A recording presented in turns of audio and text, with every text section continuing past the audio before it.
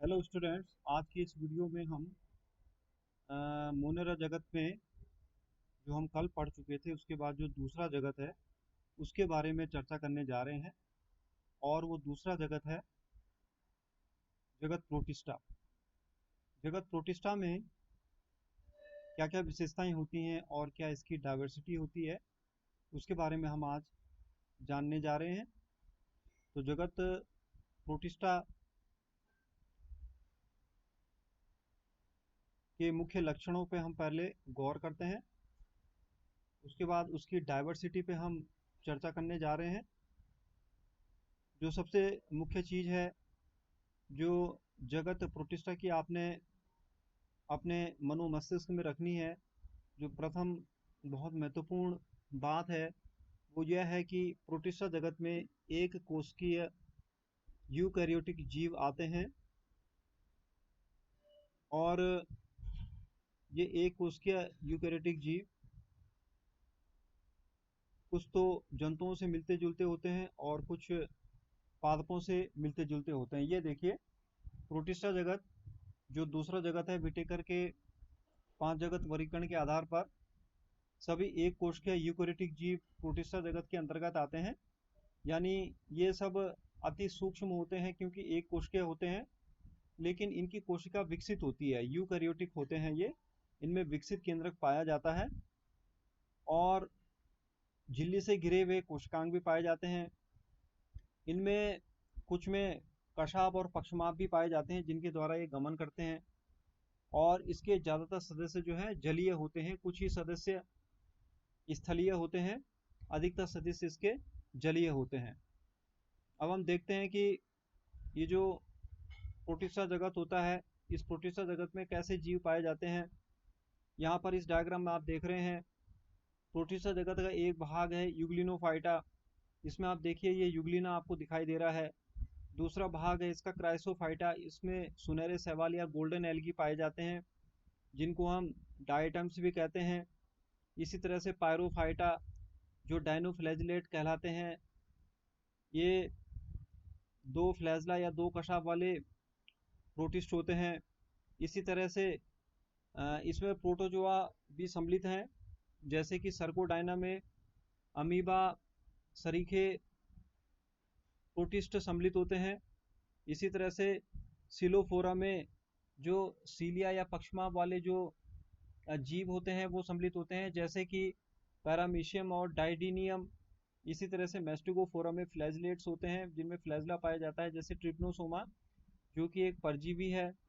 इसी तरह से स्पोरोजोआ भी एक प्रोटोजोन होता है जिसमें जो है प्लाज्मोडियम वगैरह आते हैं जो कि मलेरिया को उत्पन्न करते हैं। इसी तरह से मिक्सोमाइसिटीज में ऐसे कवक आते हैं, ऐसे कवक जैसी संरचना वाले जीव आते हैं जो कि आभासी कवक होते हैं, वो सत्य कवक नहीं होते, उन्हें अवपंक कवक भी कहते हैं। तो इस तरह से आप देख सकते हैं कि डाइवर्सिटी के हिसाब से या विविधता के हिसाब से प्रोटिस्टा बहुत विविध प्रकार के होते हैं। ये आप चित्र सारे देख रहे हैं यहाँ पर, ये प्रोटिस्टा की डाइवर्सिटी या विविधता को यहाँ पर प्रदर्शित कर रहा है। इसमें पैरामीशियम है, यूग्लिना है, डायनोफ्लैजिलेट्स हैं और अमीबा है। और इस तरह से सुनहरे शैवाल आपको यहाँ पर दिखाई दे रहे हैं। क्लाइमेडोमोनास भी आपको यहाँ पर दिखाई दे रहा है, ये क्लाइमेडोमोनास जो कि एक कोशिकीय शैवाल होता है। तो इस तरह से आप देखें कि विविधता की दृष्टि से इसमें बहुत अधिक विविधता पाई जाती है। इसमें ऐसे जंतु होते हैं जिनमें पादपों के भी गुण पाए जाते हैं किसी में, और किसी में जो है जंतुओं के गुण भी पाए जाते हैं। अब इसमें इसके जो डिविजन्स हैं या इसका जो है वर्गीकरण किस तरह से किया गया है, चलिए उस पर आप दृष्टिगोचर होते हैं। जो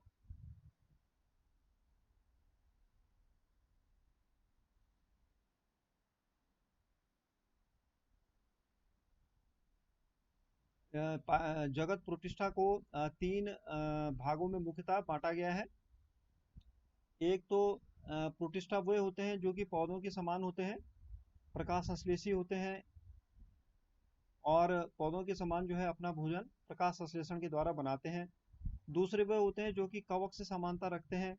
और तीसरे वो प्रोटिस्ट होते हैं जो कि जंतुओं से समानता रखते हैं। पहले प्रकार के जो पौधों से समानता रखते हैं उन्हें प्रकाश संश्लेषी प्रोटिस्ट हम कहते हैं।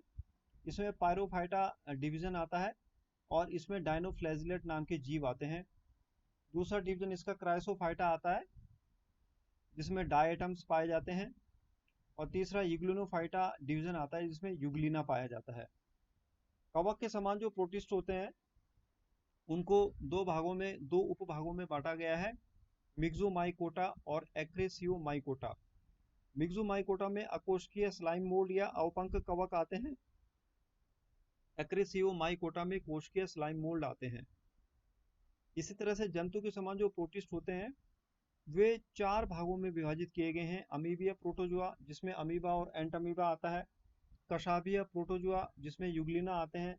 स्पोरोजोन, जिसमें ट्रिप्नोसोमा आता है। और पक्षमाभीय प्रोटोजुआ, जिसमें पैरामीशियम आता है। तो ये उनकी रचनाओं के आधार पर अलग अलग डिवीजन यहाँ पर किए गए हैं।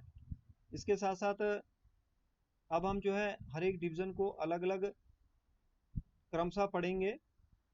सबसे पहले हम जो है यूग्लिनाइड डिवीजन को पढ़ते हैं, जो कि समानता रखते हैं पौधों से। यूग्लिनाइड में जो डिवीजन है प्रोटिस्टा का, इसमें अधिकांश सदस्य स्वच्छ जल में पाए जाते हैं। इन जीवों में कोशिका भित्ति की जगह एक प्रोटीन युक्त पदार्थ की परत पेलिकल होती है, अर्थात इसमें कोशिका भित्ति नहीं होती है, जो इन जीवों की संरचना को लचीला बनाती है। सूर्य के प्रकाश की उपस्थिति में ये जीव प्रकाश संश्लेषण करने लगते हैं, लेकिन अगर सूर्य का प्रकाश न हो तो फिर ये जंतुओं की तरह परपोषी की तरह भोजन प्राप्त करते हैं। तो इनमें जो है मिश्र पोषण पाया जाता है, यानी 2 तरह का पोषण पाया जाता है। चाहे तो ये कभी स्वपोषी हो जाते हैं और कभी परपोषी हो जाते हैं। इस कारण इन्हें पादप और जंतु के बीच की कड़ी भी माना जाता है। यूग्लिना इसका सबसे अच्छा उदाहरण है। ये यूग्लिना का चित्र आप यहाँ पर देख रहे हैं। इसमें फ्लैजिलम या कशाब होता है, केंद्रक होता है, क्लोरोप्लास्ट पेलिकल की लेयर बाहर से है। तो इस तरह से आप देखते हैं कि इसमें पादप और जंतु दोनों के लक्षण इसमें पाए जाते हैं।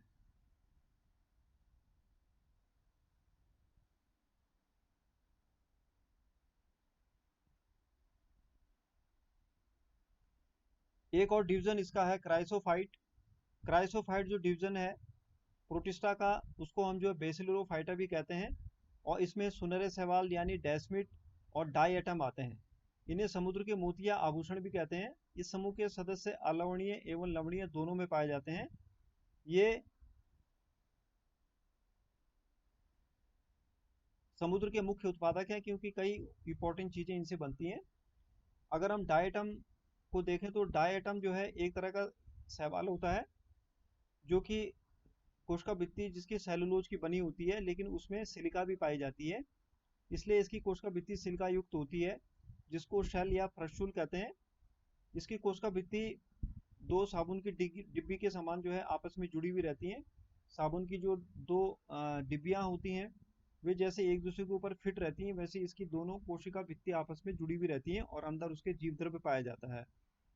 डायटम की कोशिका भित्ति में सिलिका होने के कारण ये नष्ट नहीं हो सकती, और डायटम की मृत्यु होने के बाद इन कोशिका भित्तियों की विशालकाय चट्टानें बन जाती हैं, जिसे डाइटोमाइट मृदा भी कहते हैं। इनमें द्विगुणित केंद्रक पाया जाता है। इनकी कोशिका भित्ति में हरित लवक होता है, जिनमें क्लोरोफिल ए, सी, जंतुफिल पाए जाते हैं। इनमें संचित भोजन ल्यूकोसिन होता है। डायटम का उपयोग होता है ध्वनि अवशोषक के रूप में, यानी साउंड प्रूफ अगर हमें किसी रूम को बनाना है तो वहाँ पर इन डायटम की जो कोशिका भित्ति होती है उसका उपयोग करते हैं। तेल और सिरप को छानने में इसका उपयोग होता है। इंडस्ट्री में पत्थर की पॉलिश करने में, क्योंकि ये बहुत हार्ड होते हैं। और स्टीम बॉयलर के में तापरोधी के रूप में इनका उपयोग किया जाता है। तो इनसे हमें जो है कुछ लाभ भी होते हैं। अगला जो है जो डिवीजन है वो है डायनोफ्लैजिलेट का। डायनोफ्लैजिलेट ऐसे जीव होते हैं जो कि जैव प्रदीप्ति प्रदर्शित करते हैं, अर्थात ये चमकते हैं जैसे कि जुगनू चमकते हैं, क्योंकि इनमें प्रकाशीय कणिकाएं पाई जाती हैं। ये ल्यूसीफेरिन प्रोटीन की प्रकाशीय कणिकाएं होती हैं और इनसे ऊर्जा उत्पन्न होती है जो प्रकाश के रूप में हमें दिखाई देती है। उदाहरण है इसका नॉक्ट्यूलुका और पायरोसिस्टिस। ये इनमें से कुछ ऐसे डायनोफ्लैजिलेट होते हैं जिनके द्वारा कुछ विषैले पदार्थ भी निकलते हैं। न्यूक्टिलुका को समुद्री भूत कहते हैं, क्योंकि रात को चमकता है, यह रंगहीन होता है, जो इस समूह का अपवाद है। इसमें क्लोरोफिल अनुपस्थित होता है, क्लोरोप्लास्ट अनुपस्थित होता है और पोषण जंतु सम यानी होलोजाइक होता है। ये आप देख रहे हैं यहाँ पे एक डायनोफ्लैजिलेट की संरचना।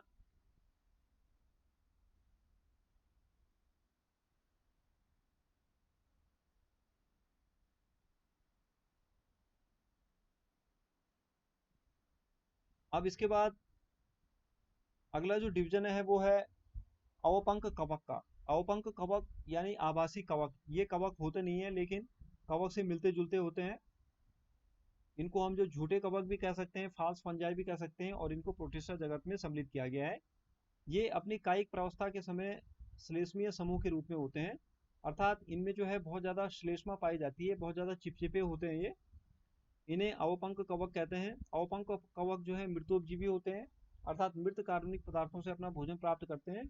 सड़ती हुई टहनियों पत्तियों के साथ गति करते हुए जैविक पदार्थों का भक्षण करते हैं। ये जलीय होते हैं। जल में आपने देखा होगा कि जो सड़ती हुई पत्तियां और टहनियां होती हैं, उनमें जो चिपचिपा सा पदार्थ आपको लगा हुआ दिखाई देता है, वो वास्तव में इन्हीं स्लाइम मोल्ड का होता है। अनुकूल परिस्थितियों में ये समूह के रूप में कई फीट लंबाई के हो सकते हैं। प्रतिकूल परिस्थितियों में ये बिखर कर बीजाणु युक्त फलनकाय बनाते हैं। तो ये जंतु ऐसे जंतु हैं जिनमें कवक और जंतु दोनों के ही लक्षण पाए जाते हैं, इन्हें इसलिए इन्हें फंगस एनिमल भी हम कहते हैं। संरचना इनकी देखते हैं अवपंक कवक की या स्लाइम मोल्ड की। इनके चारों तरफ कोशिका भित्ति नहीं होती है और इस वजह से इनकी आकृति निश्चित नहीं होती है। संरचना के आधार पर दो प्रकार के होते हैं, अकोशिकीय अवपंक कवक और कोशिकीय अवपंक कवक। अकोशिकीय ये प्रतिकूल परिस्थिति में बिखर कर सिरों पर बीजाणु युक्त फलनकाय बनाते हैं। इनका परिक्षेपण वायु के साथ होता है। ये दुगुणित होते हैं। इनमें लैंगिक जनन युग्मकीय अर्धसूत्री विभाजन द्वारा होता है। कोशिकीय अवपंक कवक ये जीव अगुणित होते हैं। प्रत्येक कोशिका में केंद्रक अगुणित होता है। इनमें लैंगिक जनन जाइगोटिक मियोसिस द्वारा होता है। उदाहरण प्रोटोस्टोलियम। तो ये आपने देखा, इनके कुछ आपने लक्षण यहाँ पर देखे अवपंक कवक के, जो कि कवकों से समानता रखते हैं लेकिन वास्तव में ये कवक नहीं होते हैं, और इस वजह से इन्हें प्रोटिस्टा जगत में सम्मिलित किया गया है। अब हम देखते हैं कि जो प्रोटोजोआ के समान जो प्रोटिस्ट होते हैं वो कौन कौन से हैं। प्रोटोजोआ के समान जो प्रोटिस्ट हैं वे परपोषी होते हैं और जंतु के समान इनमें लक्षण पाए जाते हैं। प्राणियों के समान इनके लक्षण होते हैं, क्योंकि किसी किसी किताब में आप जो है संघ प्रोटोजोआ भी पाएंगे, लेकिन विटेकर के अनुसार प्रोटोजोआ को जगत प्रोटिस्टा में सम्मिलित किया गया है। ये प्रोटोजोआ चार प्रकार के होते हैं। पहला प्रकार कहलाता है अमीबाइड या अमीबीय प्रोटोजोआ। ये कूटपात की सहायता से शिकार को पकड़ते हैं। इनकी अनियमित आकृति होती है, जैसे कि एंटामीबा और अमीबा। दूसरा है फ्लैजिलेटेड कशाबी प्रोटोजोआ, जिनमें कि कशाब या फ्लैजला पाया जाता है, जिनके द्वारा ये तैरते हैं और इनके द्वारा जो है बीमारी भी होती है, जैसे निर्दालु व्याधि जो है ट्रिप्नोसोमा के द्वारा होती है, स्लीपिंग सिकनेस जिसे हम कहते हैं। तो ये परजीवी होते हैं। तीसरे हैं सिलिएटेड या पक्षमावी प्रोटोजोआ, जिनमें सीलिया या पक्षमा पाए जाते हैं, जैसे कि ये पैरामीशियम जिसका चित्र आप देख रहे हैं। इसमें छोटे छोटे ये हेयर लाइक जो स्ट्रक्चर हैं, इनके द्वारा ये पतवार की तरह तैरता है। इनको हम पक्षमाव या सीलिया कहते हैं। ये जलीय होते हैं। पैरामीशियम और वर्टिसेला। जनन की प्रक्रिया द्विखंडन और संयुग्मन द्वारा होती है। चौथे प्रकार के जो प्रोटोजोन होते हैं उन्हें हम स्पोरोजोआ कहते हैं, और इनमें बीजाणु बनते हैं, इसलिए इनको स्पोरोजोआ हम कहते हैं। जैसे कि मलेरिया का जो परजीवी होता है प्लाज्मोडियम, जो कि मलेरिया पैदा करता है, वो स्पोरोजोआ में सम्मिलित है। यहाँ पर आप ये देख रहे हैं ये चित्र, जिसमें विभिन्न प्रकार के प्रोटोजोआ आपको दिखाई दे रहे हैं। ये आपको अमीबा दिखाई दे रहा है, ये रेडुलेरिया, ये आपको जो है ट्राइकोम निम्फा दिखाई दे रहा है, ये ट्रिप्नोसोमा जो कि निद्रालु बीमारी पैदा करता है, ये जियार्डिया है, ये आपको पैरामीशियम दिखाई दे रहा है। और इस तरह से ये और अन्य प्रकार के भी प्रोटोजोन आपको यहाँ पर दिखाई दे रहे हैं। तो एक बर्ड्स आई व्यू आपने एक मोटी मोटी जानकारी आपने इस प्रोटिस्टा जगत के बारे में आज ली है। अगर हम प्रोटिस्टा में पोषण की बात करें, इसमें चार प्रकार का पोषण पाया जाता है। पहला होलोफाइटिक या ऑटोट्रोफिक होता है। जो कि प्रकाश संश्लेषण के द्वारा होता है, अर्थात ये अपना भोजन प्रकाश संश्लेषण के द्वारा बनाते हैं, जैसे कि यूग्लिना और एक कोशिकीय शैवाल यानी क्लैमोडोमोनास। इनमें हरित लवक पाया जाता है और उसके द्वारा ये प्रकाश संश्लेषण के द्वारा अपना भोजन स्वयं बनाते हैं। दूसरे जो जंतु के समान होते हैं उनमें प्राणी संपोषण पाया जाता है, होलोजैविक पोषण इसे कहते हैं, जो कि मानव की तरह या अन्य जंतुओं की तरह भोजन होता है जिसे ग्रहण करके उसे पचाया जाता है। अवशोषणी पोषण जो है, यहाँ पर अवशोषण के द्वारा भोजन को ग्रहण किया जाता है, जैसे कि अमीबा और अमीबॉइड जो है उनमें ये इस तरह का पोषण पाया जाता है। मिक्सोट्रॉफी जो है, ये मिक्सोट्रॉफी टाइप का जो पोषण होता है ये अवपंक कवक में पाया जाता है, जिसमें कि पादप और मृतोपजीवी दोनों तरह के गुण पाए जाते हैं। अगर हम इनमें जनन देखें तो इनमें अलैंगिक जनन होता है, जो कि द्विविखंडन एवं बीजाणु निर्माण की प्रक्रिया के द्वारा होता है। या तो द्विविखंडन होगा यानी एक कोश का दो भागों में विभाजित हो जाएगी, या फिर बीजाणु या स्पोर बनेंगे। लैंगिक जनन इनमें जो है प्रतिकूल परिस्थिति में होता है, जिसमें कोशिका संलयन और युग्मनज बनता है।